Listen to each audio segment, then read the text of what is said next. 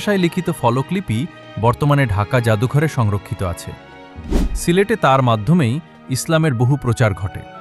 সিলেট বিজয়ের পরে শাহজালালের সঙ্গী অনুসারীদের মধ্য থেকে অনেক পীর দরবেশ এবং তাদের পরে তাদের বংশধরগণ সিলেটসহ বাংলাদেশের বিভিন্ন স্থানে গিয়ে বসবাস করেন। শাহজালালের সফরসঙ্গী ৩৬০ জন আউলিয়ার সিলেট আগমন ইতিহাসের একটি উল্লেখযোগ্য ঘটনা।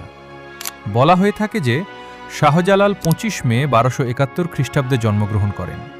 বিভিন্ন ঐতিহ্য এবং ঐতিহাসিক নথিতে তার জন্মস্থানের তফাৎ পাওয়া যায় এবং তার জীবন ও লিখিত জীবনীর মধ্যে ২ শতাব্দীর ব্যবধান পাওয়া যায়।